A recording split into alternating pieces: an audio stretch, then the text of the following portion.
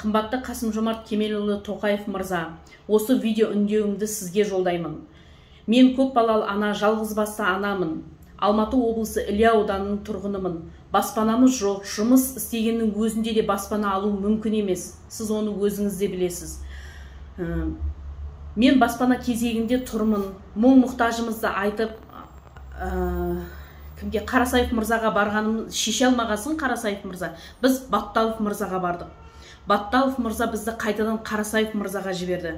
Қарасаев мырза бізді жаңағы мәслихат депутаты Роза Михайловнаның қабылдауына жіберді. Ол бізді қабылдаған кезде былай деді: бізде үйдің кезегі келсе де, біздің үйдің кезегі келсе де, біз үй ала алмайды екенбіз үкіметтен.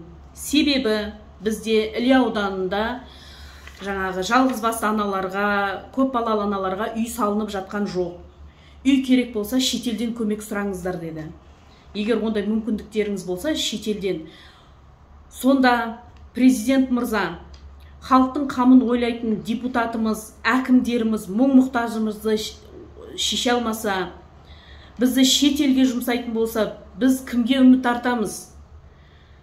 Сіздердің естуші мемлекет деген реформаңызды Абилова ханым біледі ме екен? Біз неге бұндай депутаттарды бағуымыз керек?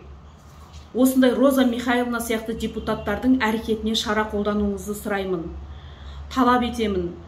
Біз аналар ұрпақ тәрбиелеуші адал адамдармыз. Біз сіздерден көмек күтеміз.